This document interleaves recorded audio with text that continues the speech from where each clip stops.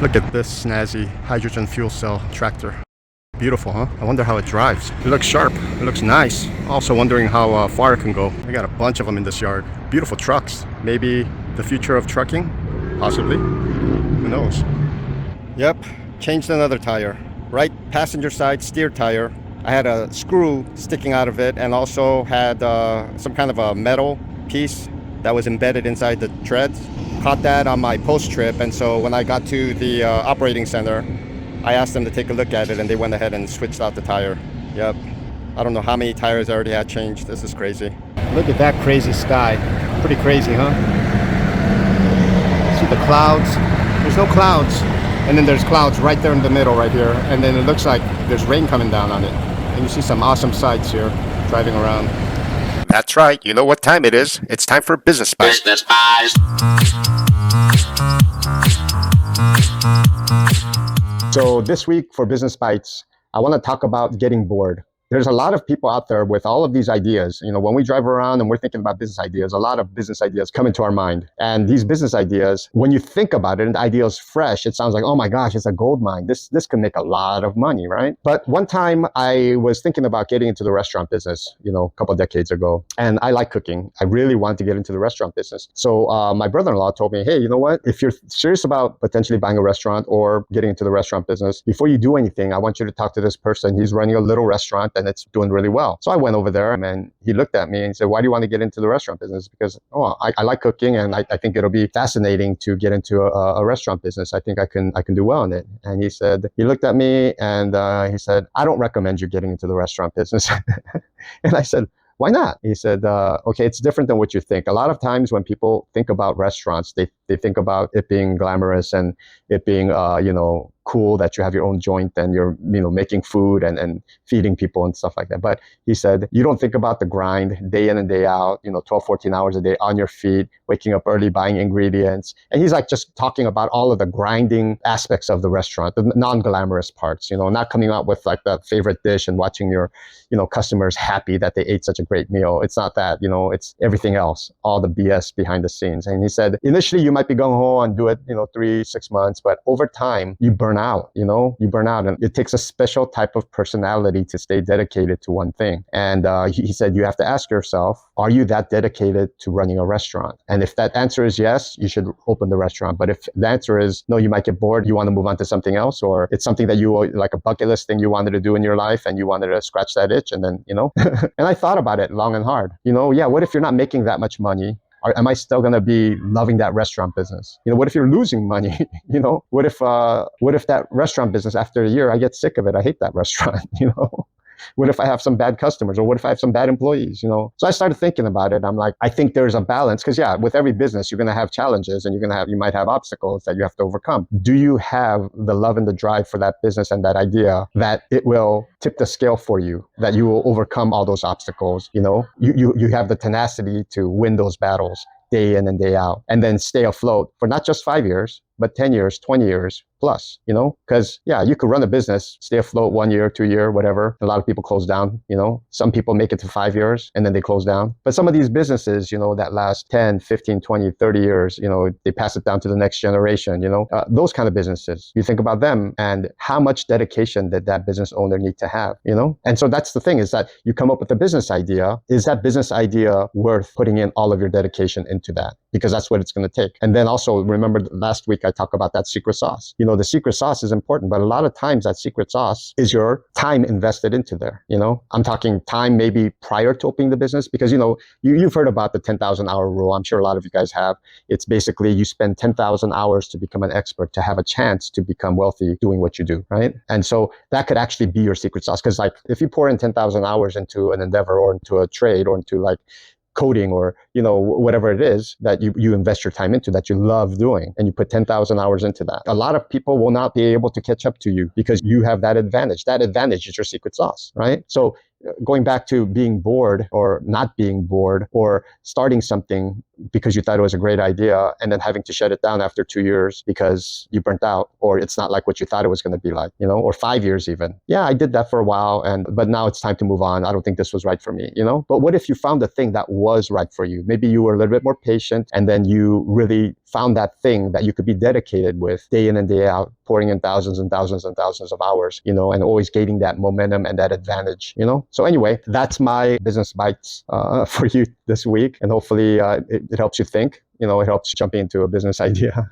But, I'm not here to discourage anybody from starting their idea or doing their business. But maybe, that one step of thinking, that one more step of being cautious before you dive in, right? Because once you start, you're committed, you're committed.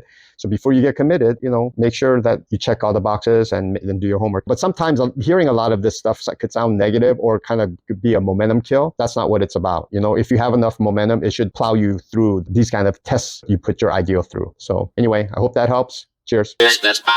What's going on, my people? So this week started off really slow and then it picked up some steam. And towards the end, I got a couple more runs in. So I was able to do 6 runs plus 1 local run in the beginning. At the end of the day, it was about a little short of 2,200 miles. So it's a lot better than before, but I had to work until midday Sunday. So cut into my weekend. But you know what? It is what it is. I'm not complaining. I got the miles for once because for the last month, they haven't been giving me my miles. So it was really frustrating. So when they gave me the loads, I was really happy. Now, all the runs were back and forth to Phoenix, but they do this thing where you take something to a location and then you sit and your appointment is 6 to 18 hours after you arrive. This is one of the things I want to talk about. Why are they doing this? Why don't they give you like a 2-hour, 3-hour gap so that you can get there and unload, or get there and pick up and you're ready to go instead of getting you to a location and then having you sit for that long. Somebody in the back end is trying to cover their butt, basically. That's what's happening.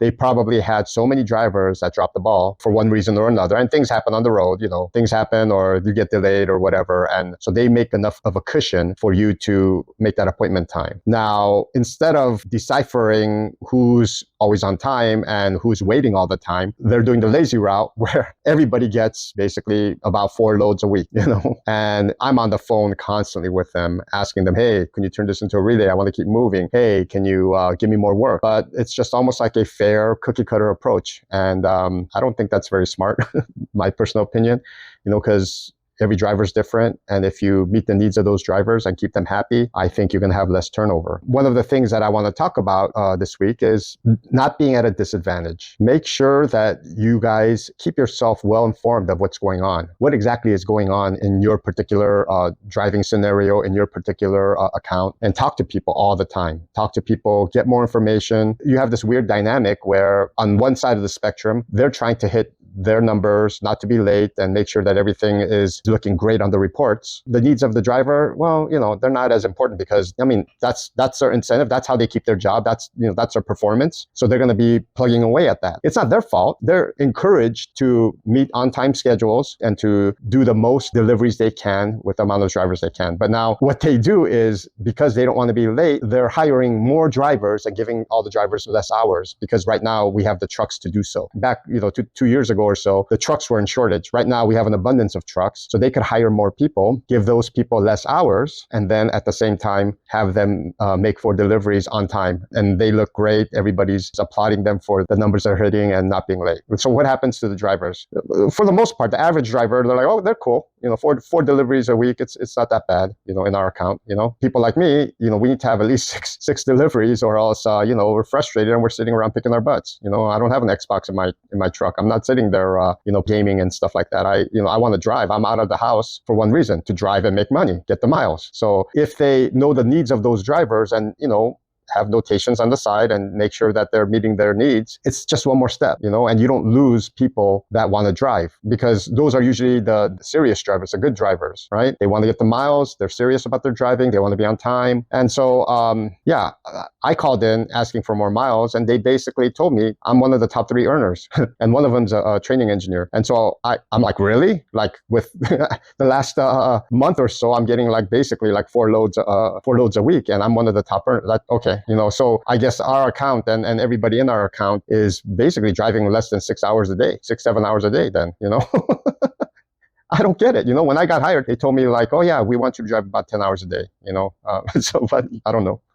So, and this is what I'm talking about. Don't be at a disadvantage in terms of information, because I think this is what's going on. I don't know everything, but from when I talk to people, from what I gather, the information that I'm gathering, and the office people, the people in the office, they're very tight-lipped. They're very cautious about what they say and what they don't say, which is, because they have to be. They can't just sit there and blurt out everything. So what I'm saying right now is what I'm guessing is happening. It's not 100% verified, accurate information, but I've been in business long enough to kind of put two and two together, and this is what I see happening right now. This is what I've derived. So hopefully, as the account matures, because it's a fairly new account that we have, as the account matures, the adjustments are made so that the people that want to drive get more miles, and the people that are comfortable with 4 loads, 1,600 miles, they can stay at the status quo, and the people that are slower, I don't know, maybe they'll cycle them out. They're hiring more people because we have the trucks and making sure that the trucks are moving. There's drivers and deliveries are made, and it eliminates the risk of being late. And I don't know how long this will last, but this is kind of like what I see happening right now. And so it doesn't really hurt anybody except for people like me. People that want to drive a lot of miles, because we came out of the house, you're spending 5-6 days out of the house, and you don't want to be sitting in the truck. It's like a little jail cell if you got nothing productive to do. You're just sitting there. You know what I mean? And so, yeah, you can listen to your podcast, you can watch your, YouTube or whatever that you have in your truck, but you want to work and you want to make money. So anyway, that was my little spiel. But what I'm telling you right now is keep investing into yourself and keep talking to people. Ask people questions and gather information and share this information. And I'm not saying that, sometimes people think this is kind of like a pain in the butt because you're sitting there playing these games, thinking 2-3 steps ahead, 4 steps ahead. And it depends on your intent. If you have like malicious intent, or if you have like, diabolical intentions to cheat the company or things like that, yeah, that's not healthy. That's not good. You probably don't want to do that. But if you want to better your situation and not get hurt, and also help the company out, because I don't have any ill feelings towards the company. I want the company to do well. The company has to do well. So then if the company does well, I do well. That's how it always works. You need a healthy company to be working for, or else you're wasting your time, because eventually that company's going to shut down. We want the company to do well. I want the company to do well. Most employees should want the company to do well. And so, have this level of awareness and keep investing into yourself. Keep investing into yourself. Learn more about the company. Learn more about your driving situation, and learn more, listen to podcasts, watch the right vlogs, do what you need to do to learn more. Keep learning. Keep yourself interesting. You're in a truck and you can get dull really fast. When people talk to you, when you go home for the weekend, or when you see your significant others, or you meet up with your friends, most of us truck drivers have had a long time of no interaction with people. And so we probably will say a lot of stuff, but if we're saying all the, boring stuff that nobody wants to hear, but I think it's very important to keep investing into yourself, stay on top of as much of the technology as possible, as much of the news, and the stuff that interests you. I'm not saying just be like getting information on everything that's nonsense, stuff that you like and stuff that pertains to you. But in regards to your job, stay abreast with all the information that's going on around you, and every company is different. Every account in that company is different, OTR versus regional. Because when I talk, I'm talking about dedicated regional in a very specific niche, and it's my account is different than probably all the other accounts. So I'm sorry if it doesn't relate to you, but this is what I'm going through. So, and hopefully when you hear it, you could reflect on how it applies to you or how it doesn't apply to you, but the people in the company, they are going to be doing what's advantageous for the company, and you can't blame them. They're doing what's smart, right? But if they take that one extra step, they can keep the drivers, at least, the top performing drivers, happier and keep them at the company. Because I talk to people, and they're, the level of frustration goes high sometimes. And some people, they don't have a big capacity. Some people, they don't, they don't handle the BS that well, or they don't feel like when they feel like they're not loved, they have one foot out the door, so make sure you take care of these people, because they're good people. You don't want to lose the good drivers. The bad drivers, yeah, you can hire new ones and replace them, but good drivers, keep them. You want to keep your good drivers. You want a healthy company. The more good drivers you keep and you retain. Because I go to the operating center, and for as many drivers as Schneider has had over all these years, the 1,000,000-mile board, the 10-year board, and things like that. There's a lot of names on there, but you would expect a lot more more names on there, right? It should be like that. But a lot of the mega carriers, I'm not just saying Schneider, but a lot of the mega carriers have a very high turnover rate. But I think this isn't good. I think you should, minimize the turnovers. I think you should keep the good drivers. And then,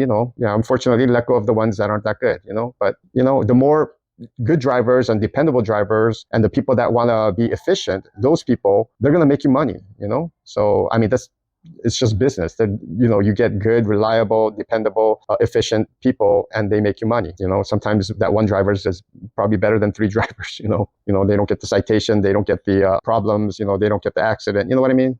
So anyway, yeah, that's what I wanted to share this week. Thank you for following me on this journey. I hope the information I share is entertaining, a different perspective sometimes. But, I think it's good to share this information and bounce it off of each other and have a level of understanding. Because why is a company being the way they are? Are they being just, maniacal? Are they just, trying to screw the driver? Because some people come to that conclusion. It's not like that, It's just that they're doing things a certain way, but could they do it better? Yeah, they could do it a little better. And that's what we're saying, ask for that little better. Ask your DTO, ask the people that you talk to, hey, give me more, do this for me. And then that will get to the company. And if enough of us make enough noise, then these problems will resolve, hopefully, But if you sit there and just get frustrated and give them the finger and just walk out, yeah, you could do that. That's your right. But, I don't know if that's the best course of action. But anyway, that's enough from me this week. Anyway, I hope you had a good week. Stay safe out there. God bless you. And until next time, peace and cheers.